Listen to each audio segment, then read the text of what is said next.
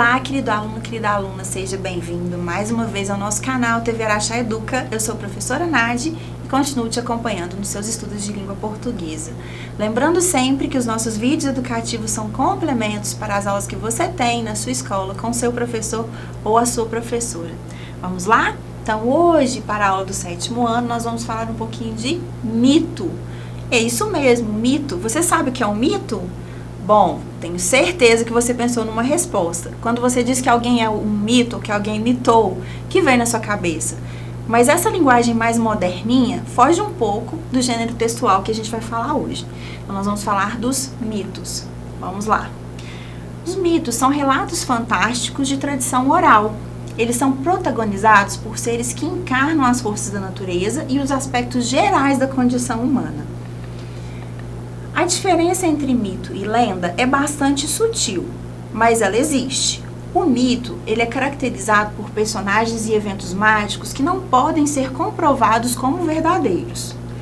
Já a lenda é uma narração escrita oral, na qual os fatos históricos eles foram sendo modificados, acrescentados, ações imaginadas, né, da imaginação popular, até questão poética também, mas eles têm um fundo ali, né, no fundo dele, no início dele, um acontecimento histórico e real. Então essa seria a diferença básica entre esses dois. Algumas lendas que eu tenho certeza que você já leu, já ouviu, como a do Saci Pererê, do Curupira, Iara, da Mula Sem Cabeça, do Lobisomem, da Cuca, do Boto Cor-de-Rosa. Essas são lendas de personagens folclóricos, né? Personagens que habitam aí, né, a imaginação popular. São lendas brasileiras. Agora vamos falar um pouquinho de alguns mitos. Esses mitos têm origem, inclusive, da mitologia grega, da Grécia Antiga. Um mito muito famoso, muito conhecido, inclusive usado nos estudos de psicologia, é do Narciso. O mito de Narciso, de origem grega, explica o conceito da psicologia do narcisismo. Você já ouviu essa expressão? Que se refere ao amor que uma pessoa pode adquirir por ela própria. Então, uma pessoa, às vezes, muito egocêntrica, muito egoísta, que se admira muito, que preocupa muito com a beleza, é muito vaidosa. E isso, ao extremo, pode ser ruim. Quando nasceu, o oráculo disse que Narciso seria belo e teria uma vida bastante longa, mas para tanto não poderia ver seu próprio rosto. Rejeitado por uma ninfa que estava apaixonada por ele, a ninfa lhe lançou um feitiço fazendo com que Narciso ficasse debruçado no rio, admirando a sua beleza até a morte. Então esse aqui é um resumo do mito Narciso, e daí veio a expressão narcisismo, né? Uma pessoa que é narcisista. Bom, outro muito conhecido também é Aquiles. Você já ouviu falar da expressão calcanhar de Aquiles? Você sabe de onde vem? Você sabe o que significa? O mito grego de Aquiles dá origem à expressão calcanhar de Aquiles, que indica o ponto fraco de alguém. Mas de onde veio isso? Segundo a história, para tornar Aquiles imortal, sua mãe o mergulhou num rio que banha o inferno, mas o fato de o ter segurado pelo calcanhar fez com que essa parte do seu corpo ficasse vulnerável, ou seja, ela segurou a criança, né, o bebê pelo calcanhar, e essa parte ela não molhou no rio, né, não submergiu. Assim, na guerra de Troia, Aquiles morreu ao ser atingido por uma flecha na zona do calcanhar, que é a parte, né, que não havia sido protegida e que não foi molhada nas águas desse rio. Vamos falar um pouquinho agora do mito da Fênix. Tenho certeza que você já ouviu essa expressão. O mito da Fênix, também de origem egípcia, representa o recomeço, a esperança. A história conta que a Fênix era uma ave muito bonita, que ardia em chamas e voltava a ressurgir das cinzas igualmente bela. Então ela sugere aí o renascimento, o recomeço, né, das cinzas. Outro mito também, bastante conhecido, é da deusa Vênus. E aí a gente tem até diferenças aí, né, de explicação da origem da história. Mas enfim, Vênus era a deusa do amor e da beleza. Ela é equivalente a Afrodite da mitologia grega. E existem duas teorias sobre a origem dessa deusa. A primeira diz que ela foi gerada pelas espumas do mar dentro de uma espécie de concha. A outra afirma que a deusa é filha de Júpiter e Dione. A deusa Vênus era esposa de Vulcano, porém mantinha relações extraconjugais com Marte, que era o deus da guerra. Ela possuía um olhar vago, os seus olhos eram o ideal da beleza feminina. Ela possuía um carro puxado por cisnes. Os romanos se consideravam descendentes de Vênus, já que Enéas, o fundador mítico da raça romana, era filho de Vênus com o mortal Anquisés. Bom, então, aqui, né, essa seria uma das possíveis representações de Vênus, representação da beleza feminina, né, com esse olhar vago, esse mistério. Mas vamos lá. Vamos falar agora do mito da caixa de Pandora. Você já ouviu falar dessa história? É bastante interessante. Vamos conferir? Oi, tudo bem com você? Na aula de hoje, a gente vai falar sobre o gênero textual mitos. Você já ouviu falar desta palavra, mitos? Sabe o que significa mitologia? Por acaso já assistiu algum filme ou alguma série que trata sobre a mitologia?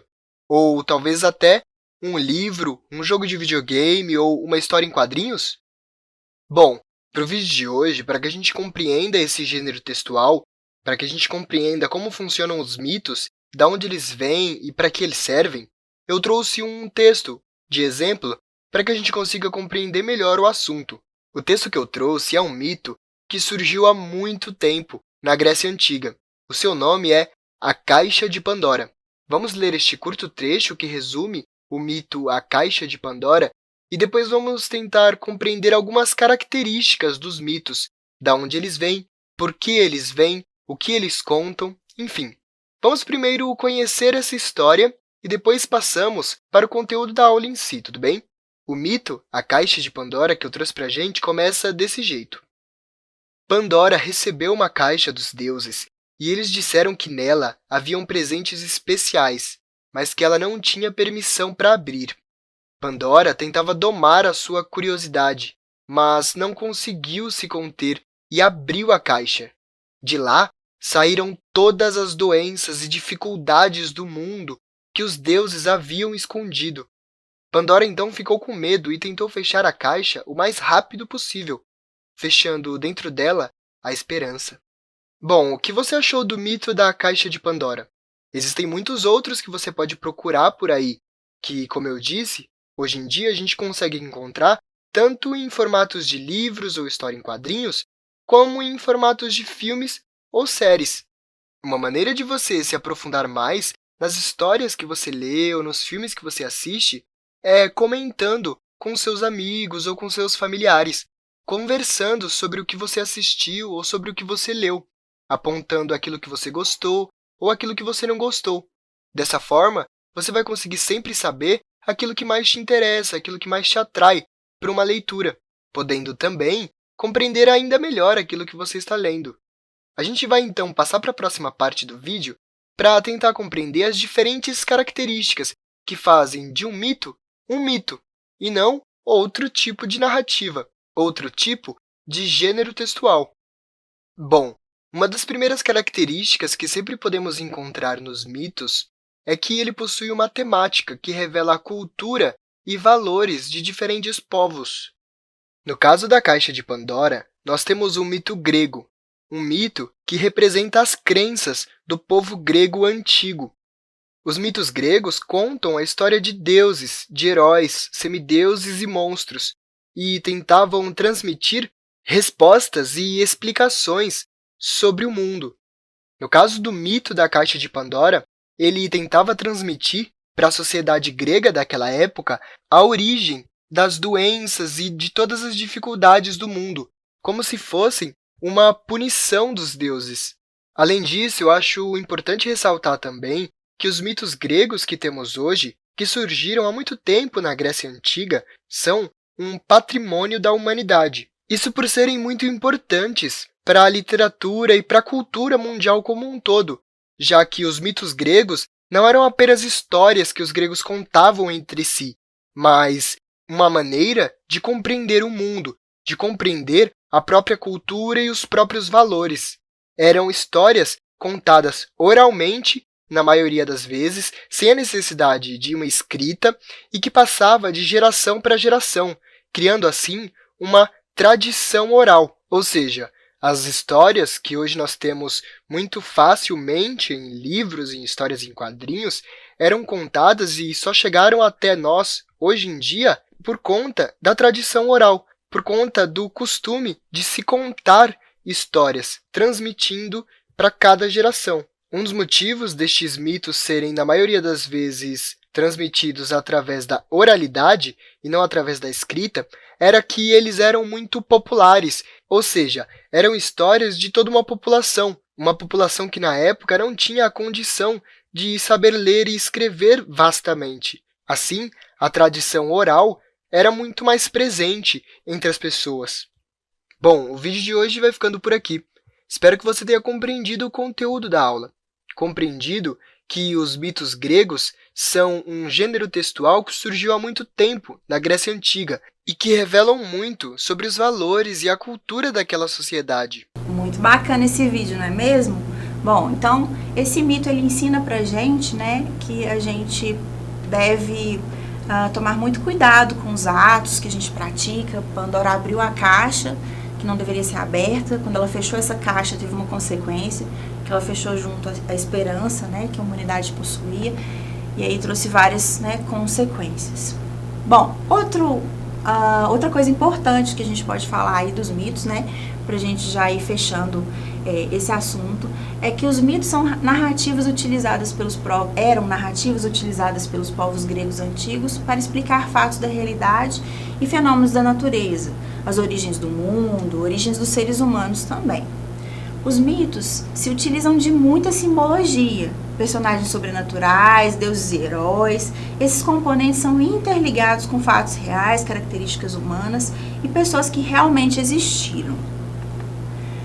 O objetivo principal do mito, na época, era transmitir conhecimento e explicar tudo aquilo que era importante nas vidas das pessoas. E a mitologia é o estudo do mito, das suas origens e significados. Você já ouviu falar da mitologia grega? A mitologia grega tem em cada um dos seus deuses do Olimpo uma representação de aspectos psicológicos, do comportamento humano ou de uma força da natureza. Então, coloquei aqui uma imagem para ilustrar alguns mais conhecidos que os outros. A gente tem Zeus, Atena, Afrodite, Poseidon, Apolo, Hermes, enfim, Hércules. Fique à vontade aí para pesquisar e se aprofundar mais nesse assunto da mitologia grega, porque é muito interessante. E a gente pode descobrir, inclusive, teorias muito interessantes da área da psicologia que são baseadas na mitologia grega. Bom, então essa foi a aula de hoje. Espero que você tenha gostado. Te espero na próxima aula. Até lá!